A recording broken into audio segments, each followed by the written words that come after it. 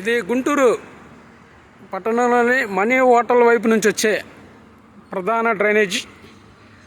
ఈ డ్రైనేజ్ ఇక్కడ బైపాస్ దగ్గరకు వచ్చేతలకే దీనికి నీళ్లు పోవటానికి ఒక కానాలాగా ఏర్పాటు చేయకుండా తూములు వేయటం వల్ల ఇక్కడ వచ్చినటువంటి చెత్త అదంతా దీనికి అడ్డం పడి ఇక్కడ వస్తున్నటువంటి వర్షాలకి ఇక్కడ నీళ్లు పోక మొత్తం కూడా అక్కడ 4వ వార్డు 3వ వార్డు అట్లాగే 8వ వార్డు ముంపుకి ప్రధాన కారణం ఇక్కడ ఉన్నటువంటి ఈ తూములే.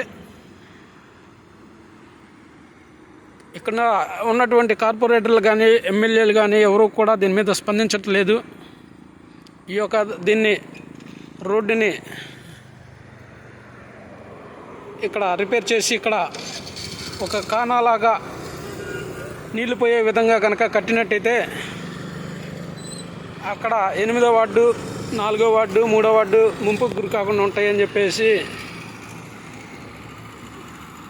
తెలియజేసుకుంటున్నాం. మీరు చూస్తున్నారు కనపడుతున్నటువంటిది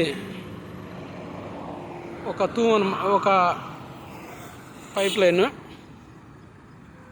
దాదాపుగా మొత్తం కూడా గడ్డితో మూసేసి ఉన్నాయి.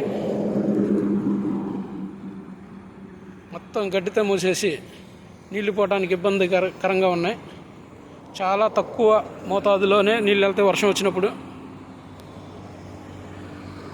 భారీ వర్షం కురిచినప్పుడు ఆ నీళ్లు పోవడానికి దాదాపుగా 5-6 రోజులు కూడా టైం తీసుకుంటున్న దాఖలాలు ఉన్నాయి. 5-6 రోజుల దాకా ఈ చుట్టుపక్కల ఉన్నటువంటి పొలం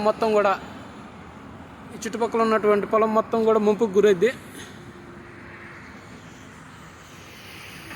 ఈ పొలం కూడా అంతా ముంపుకు గురైన తర్వాత అక్కడ 8వ వార్డు 4వ వార్డు ముంపుకి గురవుతూ ఉన్నాయి.